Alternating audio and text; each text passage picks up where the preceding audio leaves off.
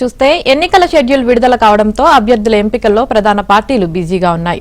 పొత్తులు ఎత్తులపై చర్చలు జరుపుతున్నాయి. టీడీపీ అధినేత చంద్రబాబు నాయుడు నివాసానికి జనసేన అధ్యక్షుడు పవన్ కళ్యాణ్ వెళ్లారు. ఏపీ ఎన్నికల్లో అనుసరించాల్సిన వ్యూహంపై చర్చించారు. ఉమ్మడి ఎజెండా, సీట్ల సర్దుబాటు తదితర అంశాల వీరిద్దరి మధ్య ప్రస్తావనకు వచ్చినట్లు సమాచారం.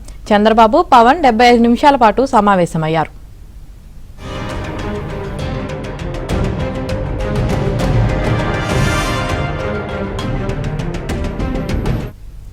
ఇదే విషయానికి సంబంధించి మరింత సమాచారం మా ప్రతినిధి నరేష్ లైవ్ లో అందిస్తారు.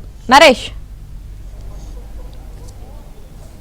చంద్రబాబు టీడీపీ అధినేత చంద్రబాబుతో పవన్ కళ్యాణ్ సమావేశం ముగిసింది. ఇద్దరు 75 నిమిషాల పాటు వాళ్ళిద్దరు కూడా చర్చించుకున్నారు వివిధ అంశాలకు సంబంధించి.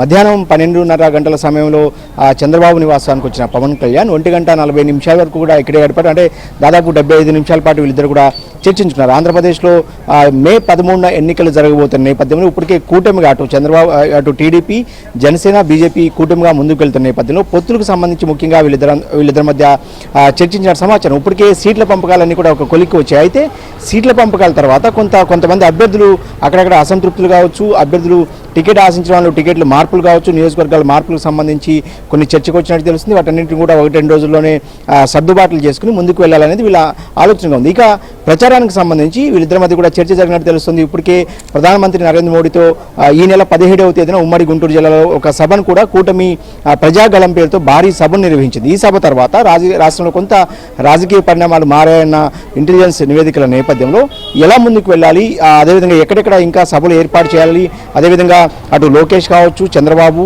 పవన్ కళ్యాణ్ వీళ్ళు ముగ్గురు కూడా ఒకేసారి అంటే రాష్ట్ర వ్యాప్తంగా రాష్ట్రాన్ని మొత్తాన్ని చుట్టేయాలనేది వీళ్ళ ఆలోచన ఉంది. 175 నియోజకవర్గాల్లో వీళ్ళ ప్రచారం ఉండేలాగా ఒక వ్యూహ రచన చేస్తున్నారు. ఇప్పటికే ఈ నెల 27వ తేదీ నుంచి ఉత్తరాంధ్రలో పవన్ కళ్యాణ్ ప్రచారం చేయబోతున్నారు. వారాహి యాత్రగా కూడా వారాహి వాహనం నుంచే ఆయన యాత్రను ప్రారంభించబోతున్నారు.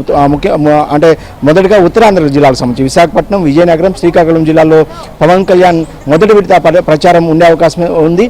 అయితే పవన్ కళ్యాణ్ ఏదైతే యాత్రకు సంబంధించి ముఖ్యమైన నియోజకవర్గాల్లో ఆయన ప్రచారం నిర్వహించబోతున్నారు. అదేవిధంగా చంద్రబాబు నాయుడు కూడా ఇప్పటికే పెద్ద ఎత్తున ప్రజల్లోకి వెళ్తారు, అనేక సభల్లో పాల్గొన్నారు. కనీసం రోజుకు ఇద్దరు కూడా ఒక్కొక్కరు కూడా 3 అసెంబ్లీ నియోజకవర్గాలను కవర్ చేసేలాగా ఒకరు రాయలసీమ, ఉత్తరాంధ్రలో ఒకరు చేస్తుంటే ఇంకొకరు కోస్తా జిల్లాల్లో ఇంకొకరు చేయాలనేది వీళ్ళ ఆలోచనగా ఉంది. లోకేష్ కూడా ఇప్పటికే పెద్ద ఎత్తున ఆయన ప్రజల్లో ఉంటున్న నేపథ్యంలో వీళ్ళ ముగ్గురు కూడా ప్రతిరోజు ప్రచారం చేయబోతున్నారు. దాదాపుగా 175 నియోజకవర్గాలను కూడా చుట్టేయాలనేది వీళ్ళ ఆలోచన ఉంది. ఇక భారీ బహిరంగ సభలను కూడా నిర్వహించాలంటే ఇంకొక 50 రోజుల పైగా పోలింగ్కి సమయం ఉన్న నేపథ్యంలో భారీ బహిరంగ సభలను కూడా నిర్వహించాలనేది వీళ్ళ ఆలోచన ఉంది. ఇంకొక 52-53 రోజుల్లో పోలింగ్ జరగబోతున్న నేపథ్యంలో ఇప్పటికే కూటమి తరఫున పెద్ద ఎత్తున సభలు నిర్వహించాలి. అటు ప్రధానమంత్రి నరేంద్ర మోడీ కావచ్చు, అమిత్ షా కావచ్చు, జేపీ నడ్డా అంటే బీజేపీ అగ్రనాయకత్వం కూడా ఆంధ్రప్రదేశ్కు తరలి రాబోతున్న నేపథ్యంలో వాళ్ళ సభలు ఎక్కడెక్కడ నిర్వహించాలనేది కూడా ఒక అంచనాకు వచ్చినట్టు తెలుస్తుంది. ఉత్తరాంధ్రకు సంబంధించి విశాఖపట్నంలో, అదేవిధంగా ఉమ్మడి గోదావరి జిల్లాలకు సంబంధించి రాజమండ్రి లాంటి ప్రదేశంలో, అదేవిధంగా రాజధాని అమరావతి లాంటి గుంటూరు, కృష్ణా జిల్లాలు కవర్ అయ్యేలాగా అమరావతిలో ఒక సభ కావచ్చు, అదేవిధంగా తిరుపతి, రాయలసీమ జిల్లాలకు సంబంధించి తిరుపతిలో ఇంకో సభ నిర్వహించేలాగా కూడా వీళ్ళ ప్రణాళికలు ఇప్పటికే రూపొందించుకుంటున్నారు. అదేవిధంగా ఎందుకంటే ప్రధానమంత్రి కార్యాలయం నుంచి వీళ్ళకి గ్రీన్ సిగ్నల్ రావాల్సి ఉంటుంది కాబట్టి ఏదైతే ప్రధానమంత్రి డేట్స్ని బట్టి వీళ్ళు సభలు నిర్వహించాలనేది ఒక ఆలోచన ఉంది. ఈ లోపుగా అయితే ఇటు పెద్ద ఎత్తున రాష్ట్రంలో ప్రచారం చేయాలనేది కూడా ఒక నిర్ణయానికి వచ్చినట్టు తెలుస్తుంది. ఇక ఉమ్మడి కార్యాచరణ ఏదైతే ఇప్పటికే బాబు గ్యారంటీ ఇప్పటికే ఒక షూరిటీ పేరుతో పెద్ద ఎత్తున ఆంధ్రప్రదేశ్లో ఇంటింటికి కూడా తెలుగుదేశం పార్టీ కార్యకర్తలు, అదేవిధంగా జనసేన కలిసి ప్రచారం చేస్తున్నాయి. ఈ ప్రచారంలో బీజేపీ కూడా ముగ్గురు కలిసి ప్రచారం చేయాలని కూడా ఒక నిర్ణయానికి వచ్చినట్టు తెలుస్తుంది. ఇప్పటికే పెద్ద ఎత్తున ఈ కార్యక్రమం కొనసాగుతుంది. దీన్ని ఎన్నికల వరకు కొనసాగించాలని కూడా ఒక నిర్ణయానికి వచ్చినట్టు తెలుస్తుంది. ఇక ఏదైతే మేనిఫెస్టోకి సంబంధించి ఉమ్మడి మేనిఫెస్టోని ప్రకటించాల్సి ఉంటుంది. గతంలో మేనిఫెస్టో ఎలా ఉంటుంది అనేది అంటే సూత్రప్రాయంగా చెప్పినప్పుడు కూడా పూర్తి స్థాయిలో ఒక మేనిఫెస్టోని కూడా ఇవ్వాలనేది వీళ్ళ ఆలోచనగా ఉంది. ఆ మేనిఫెస్టోలో ఏ అంశాలను చేర్చాలి అనేది కూడా వీళ్ళిద్దరి మధ్య చర్చ జరిగినట్టు తెలుస్తుంది.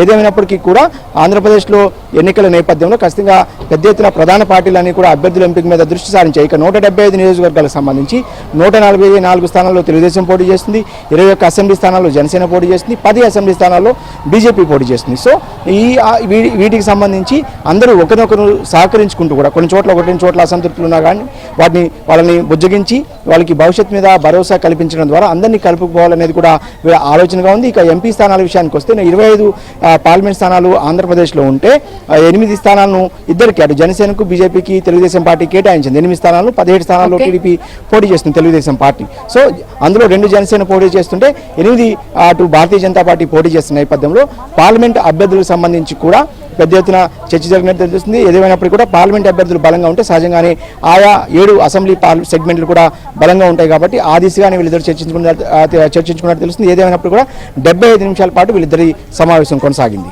Right, thanks.